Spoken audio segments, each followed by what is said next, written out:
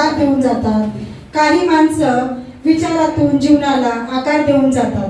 खूप छान मॅडम, खूप छान मार्गदर्शन केलेलं आहे आपण. त्याच्या अध्यक्षा, त्याचप्रमाणे आजच्या आपल्या या कार्यक्रमाच्या अध्यक्षा माननीय हतगल मॅडम मंच गाव येथील अशी मी त्यांना विनंती करते. बरंच मार्गदर्शन झालंय. महिला दिन आहे, शिवरात्र आहे, सकाळपासून आपण कोणी काही खाल्लेलं नाही. असं होऊ नये की शिवरात्रीने आपल्याला खूप कडक उपवास होईल. मी अगदी एक 5 मिनिटं फक्त थोडंसं तुम्हाला सांगणार आहे की खांद्यावर घेऊन आकाश अर्धे चला जाऊया पुढे, खांद्यावर घेऊन आकाश अर्धे चला जाऊया पुढे, नवशतकाच्या पाठीवरती गिरू महिला शक्तीचे धडे, महिला शक्तीचे धडे. असे म्हणत आज स्त्री प्रत्येक क्षेत्रात आपल्याला दिसते की ती स्वतःचा ठसा उमटवतीये. पुरुषांच्या खांद्याला खांदा लावून ती आज लढतीये, स्वतःचं अस्तित्व टिकवायचा प्रयत्न करते. डॉक्टर बाबासाहेब आंबेडकर असं म्हणतात की ज्या देशामध्ये स्त्री शिकलेली आहे ना, तो देश प्रगतीपथावर जातो. आणि आपण बघतो की आज आपल्या देशामध्ये स्त्री प्रगतीपथासाठी अनेक पावलं सरकारने उचललेली आहे. आपण बघतोय की फार म्हणजे जसं मॅडमने सांगितलं की स्त्रीमध्ये अनेक गुण असतात, तर जन्मतः 2 गुण उपजतच त्यांच्यामध्ये असतात. त्याच्यातला पहिला गुण म्हणजे त्यांच्यामध्ये असणारी प्रचंड सहनशीलता, आणि दुसरा गुण मॅडमनी सांगितल्याप्रमाणे त्यांना अर्थकारण खूप चांगलं जमतं. अगदी महिलेकडे जर 1 रुपया असला ना, तर ती त्याच्यातून 25 पैसे कसे वाचवायचे याचाच नेहमी विचार करते. आणि म्हणूनच आपण बघतो की फार पूर्वीपासून ज्यावेळेस एकत्रित कुटुंब पद्धती होती, तेव्हापासून ते आजच्या विभक्त कुटुंब पद्धतीपर्यंत सुद्धा प्रत्येक घराचा अर्थमंत्री कोण असेल, अर्थकारण कोण सांभाळत असेल, तर ती एक महिला सांभाळते. पैसा आल्यानंतर पुन्हा तो माल कसा बनवायचा ही सायकल आपल्याला जमणं म्हणजे खूपच जमणं. So easy.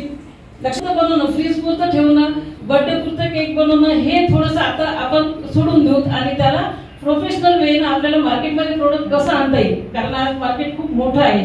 आपण नुसतं आपल्या म्हटलं ना ग्रामीण भागाची रिलेटेड आपण या ठिकाणी चर्चा करतो. बरोबर आहे. मला वाटते की साधी गौरी जर एक्सपोर्ट होते, एक आपली गोधडी ज्याला रूप दिलेलं आहे हे जर एक्सपोर्ट होते, तर आपले हे प्रोडक्ट फार भारी आहे आणि फार जास्त डोकं लावायची गरज नाही. बेसिक नीड आहे ह्युमन बिंगच्या. मला वाटते या तीन नीड्सवर जर आपण काम केलं, सकाळी उठल्यापासून तर रात्री झोपेपर्यंत आपल्या ज्या मेजर गोष्टी आहेत त्या जर आपण बनवायला घेतल्या, तर आरामात मार्केट आहे आणि ते चालते. कारण मी ठामपणे सांगू शकते, मी ऑस्ट्रिया आणि युरोप या 2 कंट्रीमध्ये जवळपास 21-22 दिवसाचं मी प्रशिक्षणासाठी बाहेर गेले होते. सांगावं वाटते की त्या एका युरोपियन व्यक्तीचं वाक्य जे होतं, त्यांचं असं म्हणणं होतं की India is the best destination for marketing. म्हणजे काय का म्हटलं असेल, लोकसंख्या. करेक्ट. का म्हटलं म्हणजे मार्केटिंग साठी आपण म्हणतो ना, मार्केटिंग प्रोडक्ट कुठे विकायचा प्रश्नच नाही. लोकच एवढे आहेत आपल्याकडे. लक्षात आलं का? काही मिनिटवर एखाद्या हॉटेलमध्ये उभे होते आणि वर बघते रस्त्यातल्या खिडकीतनं बाहेर बघ आणि एक 4 व्हीलर मला वाटते रेअर असेल तर तो स्वतः ड्रायव्हर म्हणजे गाडीचा मालक असेल, त्यातल्या त्यात असलं तर बा सोबत दिसेल. मला सांगा, ज्या देशामध्ये लोकच नाही तिथं काय विकायचं? बरोबर की नाही? काय मार्केटिंग? आपणच मार्केट तयार करायचं, तरी आपलं सुरू ठेवायचं. मला असं वाटतं की आपण स्वार्थी असलंच पाहिजे. बरोबर आहे. उद्योजक स्वार्थी असावं का नसावं याच्यावर खूप मोठा डिबेट होऊ शकते, पण मी म्हणेन की स्वार्थी असावं. ते स्वार्थ कसं तर पिठात मिसळलेल्या मिठासारखं असावं. तर ते आपल्याला लक्षात आलं पाहिजे, आपण आपलं स्वार्थ कशा पद्धतीने कुठे वापरायचं. तर मला वाटतं की जिद्द चिकाटी ह्या गोष्टी आपण नोटा बंद झाल्या तेव्हा सगळ्यात जास्त फजिती कोणाची झाली? महिलांची. बरोबर आहे. म्हणजे सेव्हिंग मध्ये आपण नंबर 1 आहोत. करेक्ट. हे मानूनच घेऊ, काही हरकत नाही. आमच्या आई तर सगळं बंद झाल्यानंतर म्हणे अगं हे राहिलंच, हे 2-4-5 नोटा राहूनच गेल्या. लक्षात आले का तुम्हाला? म्हणजे सेव्हिंग. कारण शेजारची जर पातेल्यावर पीठ जर आपण उसनं आणलं तर आपण काय करतो बरं? दळण आणल्या देते की नाही देत? एखाद्या वेळेला पुरुष तरी विसरून जातील, कोणाचं काय घेतलं तर देऊ उद्या वगैरे म्हणते. पण आपल्याला काय वाटते की नाही, बँकर्सने गव्हर्नमेंटने कॅच केली. आणि हे जे काही एसएचजीचं जाळं दिसते ना, हे एसएचजीचं जाळं म्हणजे तेच आहे. कारण महिलेला एकत्र केलं, तिला माहिती आहे की तिला काहीतरी दिलं तर ती काही नुसतं एकटी वापरणार, ती परतफेड करून टाकेल. म्हणजे हिला 5-10 लाख रुपये दिलं तर ती तिचं परतफेड करेल. आणि नुसतं तिला एकटी नाही ठेवलं, तिला 10-12 जणींचा ग्रुप जोडून दिला. म्हणजे काय, एकीनं जरी थोडस माघार घेतली तरी पुढच्या 9 जणी तिला माघार घेऊ देणार नाही. मला वाटतं आपण मॅडमसाठी टाळ्या वाजवू. यांनी हात वर केला, हा फॉर्म बनवतात. बघा म्हणजे अवघड काम आपण करतो आणि सोपे काम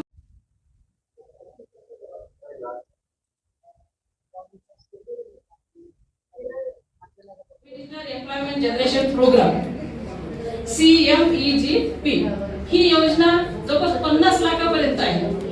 50 लाख कुणाला? ज्यांचं उत्पादन उद्योग आहे. आता उत्पादन उद्योगाची व्याख्या काय? कच्च्या मालावर प्रक्रिया करून पक्का माल बनवणे म्हणजे उत्पादन उद्योग. कारण आपण कशाला पण आजकाल म्हणतो कोणाचं जनरल स्टोर असला तरी म्हणतो त्याचा तो उद्योग आहे. म्हणजे उद्योगाचे डेफिनेशन सगळेजण वेगवेगळे करतात. पण इंडस्ट्री डिपार्टमेंटच्या वतीनं तरी आम्ही तरी ती चुकीची होऊ देणार नाही आणि प्रशिक्षित लोक ते करणार पण नाही.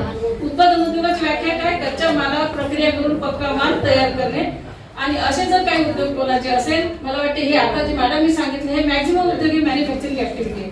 हे जर ऍक्टिव्हिटी याचा जर तुम्हाला प्रोजेक्ट रिपोर्ट बनवायचा असेल, याचं ट्रेनिंग तर तुम्ही घेतलेलंच असेल. यासाठी तुम्हाला कर्ज प्रकरणाचा अर्ज करायचा असेल तर CMEGP ही एकदम बेस्ट योजना आहे. कारण मी तुम्हाला त्यापुढे जाऊन सांगू इच्छिते की ग्रामीण भागातील आणि त्यातल्या त्यात महिलेने जर या स्कीमचा लाभ घ्यायचा म्हटलं, साधं कंपॅरिझन करू आपण, पुरुष असेल पण शहरातला आहे तर त्याला 25% सबसिडी मिळते. पण महिला असेल तर तिला 30% सबसिडी मिळते. पण त्यातल्या त्यात ती महिला जर ग्रामीणची असेल तर पुन्हा 5% सबसिडी भेटते. कळलं का? म्हणजे मॅक्झिमम सबसिडी किती? 35%. किती लाखाच्या? 50 लाख मॅक्झिमम कॉस्ट, म्हणजे अप टू लिमिट आहे त्याची.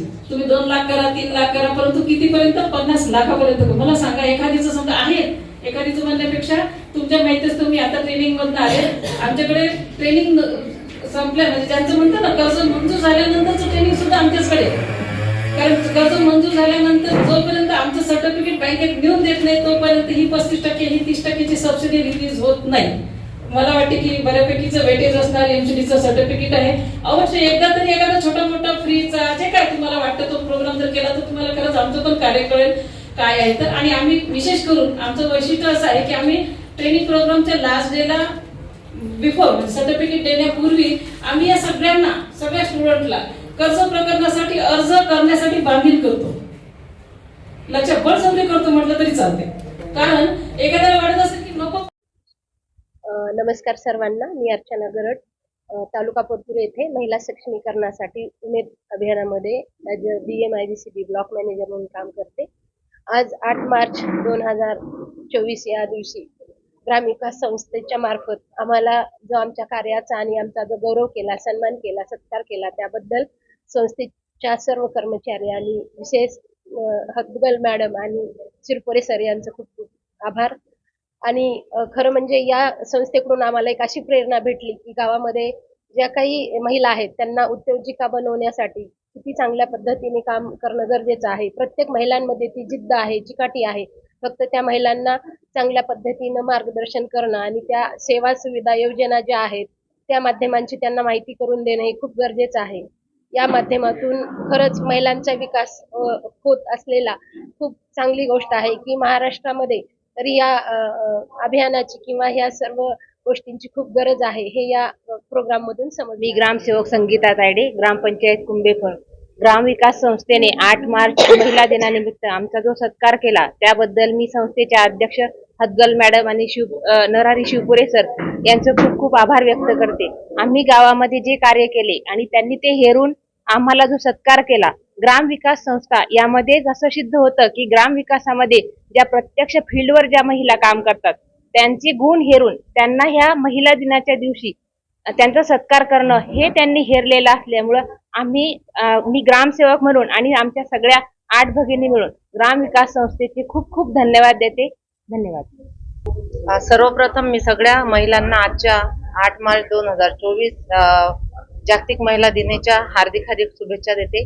मी अलका शामराव धांडे, ग्रामपंचायत चितळी पुतळी येथील ग्रामसेविका असून मी आजच्या दिनी महिलांना हा संदेश देऊ इच्छिते की महिला ह्या दुर्बल नसून सबल आहेत आणि आज जी आपल्याला संधी शासनाने उपलब्ध करून दिली त्यानुसार आपण रांधा वाढा उष्टी काढा यातून जर बाहेर निघालो तर खऱ्या अर्थाने आजच्या दिवसाला खरी आपण हे वाहू आणि या दिवसाचे औचित्य हेच राहील की सर्व महिलांनी ह्या सक्षम व्हाव्या.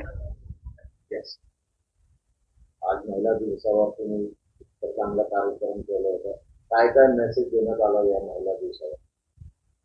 आज 8 मार्च जागतिक महिला दिन. ग्रामविकास संस्थेचं हे रौप्य महोत्सवी वर्ष आहे आणि या रौप्य महोत्सवी वर्षामध्ये ग्रामविकास संस्था गेल्या 24 वर्षापासून शाश्वत ग्रामविकास आणि महिला सक्षमीकरणाकरिता कार्यरत आहे. ग्रामविकास संस्थेच्या या रौप्य महोत्सवी वर्षानिमित्त ग्रामविकास संस्थेची ही धारणा होती, ग्रामीण भागातील जनतेचं खऱ्या अर्थाने जर आर्थिक आणि सामाजिक दृष्ट्या जर आपल्याला सक्षमीकरण करायचं असेल तर त्यासाठी त्यांच्यासाठी स्वयं रोजगाराच्या संधी उपलब्ध करून देण्यात गरजेचं आहे. आज ग्रामविकास संस्थेच्या वतीने जो जागतिक महिला दिनाच्या निमित्तानं जो कार्यक्रम आयोजित करण्यात आला होता त्याचे 2 प्रमुख उद्देश होते. एक, ग्रामविकासासाठी ज्या ज्या महिलांनी योगदान दिलेलं आहे त्यांचा सत्कार आणि सन्मान करणे. आज आपण पाटोद्याच्या जयश्री दिवेकर, दुधडगावच्या गंगासागर चौधरी, त्याबरोबरच सरला तांदळे या गणुरीच्या सरपंच, कुंभेफळच्या संगीता तायडे या ग्रामसेविका, त्याच्यानंतर निकम मॅडम, उद्योग क्षेत्रातल्या काही महिलांचा आपण प्रातिनिधिक स्वरूपामध्ये सरपंच, ग्रामसेवक आणि ग्रामीण भागातील महिला उद्योजिका यांचा आपण अत्यंत सन्मानपूर्वक आणि कृतज्ञतापूर्वक असा आपण सन्मान केलेला आहे. आजच्या कार्यक्रमाचा जो दुसरा मुख्य उद्देश होता तो म्हणजे ग्रामीण भागातील महिलांना स्वयंरोजगाराच्या संधी तोंड ओळख करून देणे. तर ते दुग्ध व्यवसाय असेल, गारमेंट रेडीमेड उद्योग असेल, इत्यादी प्रकारचे जे विशेषतः कृषी मालावर आधारित अशा प्रक्रिया उद्योग असेल, टेलरिंगचा उद्योग असेल, अशा ज्या काही वेगवेगळ्या स्वयंरोजगाराच्या ज्या संधी आहेत या संधीची नीट माहिती या जागतिक महिला दिनाच्या निमित्तानं महिलांचं जर आपल्याला खऱ्या अर्थाने सामाजिक आणि आर्थिक सक्षमीकरण करायचं असेल तर ही ग्रामीण भागाचं जे अर्थकारण आहे हे अर्थकारण महिलाच्या हाती आलं पाहिजे आणि हे अर्थकारण जर महिलाच्या हाती आणायचं असेल तर त्यासाठी त्यांच्या हातामध्ये स्वयंरोजगाराच्या संधी उपलब्ध करून दिल्या पाहिजेत आणि उपलब्ध करून देण्याचा हा एक आजच्या कार्यक्रमाचा उद्देश होता. आजचे या कार्यक्रमामध्ये त्या क्षेत्रातील तज्ज्ञ मंडळींनी या ग्रामीण भागातील सर्व महिलांना ग्रामीण भागावर आधारित, कृषीवर आधारित होऊ शकणारी अशा प्रकारच्या स्वयंरोजगाराच्या विविध संधी, त्याच्याशी निगडीत असलेल्या शासनाच्या योजना याबद्दलची सविस्तर माहिती दिलेली आहे. अपेक्षा अशी आहे की या कार्यक्रमाचा लाभ घेऊन याच्यातून बऱ्याच महिला पुढे येतील आणि त्यांच्या भविष्याच्या अर्थकारणाच्या स्वयंरोजगाराच्या संधीची निवड करतील ही आम्हाला अपेक्षा आहे. महिलांसाठी जे उद्योग आहेत तर महिलांपर्यंत हे पोहोचत नाही, याच्या मागे काय तुम्ही कसं बघतो याला? राजकारणवाले जे लोक आहेत फक्त वोट घेतो आणि मग महिलांसाठी काय उपयोग करत नाही, याला कसं बघतो? याच्यासाठी आता आम्ही अनेक गेल्या 24 वर्षापासून ग्रामीण भागामध्ये काम करत असल्यामुळे आमच्या निदर्शनात आलेलं आहे त्यातला खरी जी गरजू महिला आहे या खऱ्या गरजू या महिला या योजनापासून वंचित राहतात आणि आमच्या आजच्या कार्यक्रमाचा उद्देशच हा होता की आम्ही याच्या सोशल मीडियाचा ऑनलाईन माध्यमाचा आम्ही वापर केला. फार मोठ्या संख्येने छत्रपती संभाजीनगर आणि जालना जिल्ह्यातील फार मोठ्या संख्येने महिला पाठीच्या घरामध्ये ऑनलाईन या महिला सहभागी होत्या. त्याच्यामध्ये सरपंच होते, महिला याच्यामध्ये आशा वर्कर होते, याच्यामध्ये अंगणवाडी ताई होते, त्याच्यामध्ये महिला बचत गटाच्या CRP होत्या आणि आमचा हाच प्रयत्न आहे जसं की आता ज्या तज्ज्ञांनी सांगितलं की ग्रामीण भागातल्या महिलांपर्यंत ह्या सगळ्या योजना खऱ्या अर्थाने पोहोचत नाही. तर ह्या आजच्या कार्यक्रमाचा हेतूच तो होता ग्रामीण भागातील महिलांना एका खऱ्या अर्थानं त्यांच्यापर्यंत संधी पोहोचवणं आणि त्याचा काही अंशी आजच्या या कार्यक्रमाचा हेतू सफल झाला आहे असं आम्हाला वाटतंय. आतापर्यंत आपल्या शासनामार्फत किती महिलांना उद्योग मार्गदर्शन आणि सुरू करण्यात आलं? आता या ग्रामविकास समितीच्या आजपर्यंतच्या या कार्यकिर्दीमध्ये जवळपास आमचे 1000पेक्षा जास्त महिला बचत गट आहे आणि या महिला बचत गटाची स्थापना करणं, या महिला बचत गटांना बँकेची लिंक करणं, याच्या बैठका घेणं, याच्यासाठी प्रशिक्षण आयोजित करणं, या महिलांनी तयार केलेल्या वस्तूला बाजारपेठ मिळवून देणं, त्याचं मार्केटिंग करणं, त्याचं ब्रँडिंग करणं, एवढंच नव्हे तर यांना यांची जी उपजीविकेची जी संसाधनं रोजगाराची साधनं आहेत त्याच्यासाठी यांना खेळतं भांडवल उपलब्ध करून देणं यासाठी गेल्या 24 वर्षापासून जवळपास या 2-1 हजार किमान महिलांना तरी आपण या रोजगाराच्या संधी आपण त्यांना उपलब्ध करून दिलेल्या आहेत. त्याच्यामुळं यांच्या स्वतःचं आणि यांच्या कुटुंबाचं आर्थिक जीवनमान उंचावण्यामध्ये मोठी मदत झालेली आहे. आपलं नाव नरहरी शिवपुरे, सचिव ग्रामविकास संस्था.